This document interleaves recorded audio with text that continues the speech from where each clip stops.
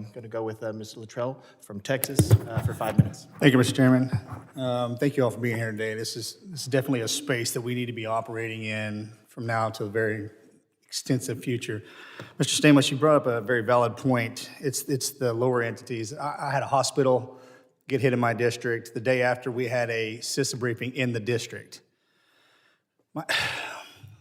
My question is, because people show up after the attack happens. We have, and I would say it's inevitably when you peel this onion back, it's the human factor that more or less is the problem set, because we can't keep up with the advances in AI. Every second of every hour of every day, it's advancing. And it seems like because industry is very siloed, AI, ML is very siloed depending on the company you work for, as we try to secure artificial intelligence and we have that human factor, my question is, and this may even sound silly, but again, I don't know what I don't know. Can AI itself secure AI? Is there any way that we can remove as much error as possible and have artificial intelligence work to secure artificial intelligence? Because as the humans, we can't work that fast. Does that question it all make sense? Mr. Stamos, you start that. Yes, absolutely, sir. I think it does make sense. I think where we're going to end up is we're moving out of a realm. This stuff is happening so fast where human reaction time is not going to be effective anymore. Correct. Yes. And it is going to be AI v. AI. And you'll have humans supervising, training, pushing the AI in the right direction on both the defender side and the attacker side. Is there anything that lives out there right now in the AI ML space that's combating on its, and I dare not say on its own because I don't want to talk about the singularities and scare people out of their clothes. Yeah. But are we even remotely close? Because I agree with your other statement you said, we're behind on this one. Yeah, so there's a bunch of companies, including our own, that use AI in defensive purposes. Most of it right now is you get, one of the precepts of modern defense in large networks is you gather up as much telemetry data, you suck as much data as possible into one place. But the problem is having humans look at that is effectively impossible. And so using AI to look through the billions of events that happen per day inside of a medium-sized enterprise is what is happening right now. The problem is the AI is not super inventive yet. And I think that's where we're looking as defenders to make it more creative and more predictive of where things are going and better at noticing things, weird attacks that have never been seen before, which is still a problem.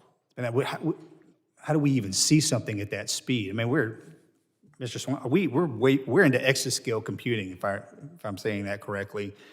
How does the federal government model and scale this in order to support our industry? Yeah, it's a great question.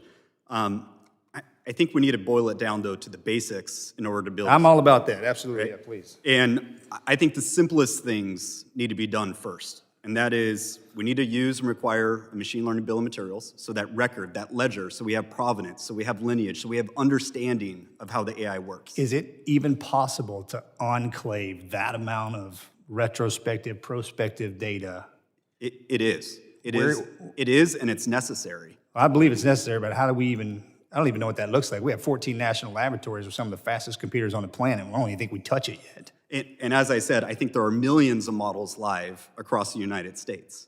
But there definitely is software from my company and others that are able to index these models and create bill of materials. And only then do we have visibility and auditability to these systems, and then you can add security. How do we share that with Rosie's Flower Shop in Magnolia, Texas? I think that's a challenge, but we're going to have to work on that. That's something we're trying to figure out. Go down with all of you and say, how do we bring this down to small, medium-sized businesses and not just the large enterprises and the AI incumbents? I have 30 seconds. I'm sorry I can't get to each and every one of you, but I would really like to see a broken out infrastructure on the viability of threats and the attack mechanism that we can populate or support at our level to get you what you need. Again, we can't see that speed. That is just, and I don't think people can appreciate the amount and just the sheer computational analytics that go into where we are right now, and we are still in our infancy. But if we had the ability to, and if you can put it in crayon for me, it's even better.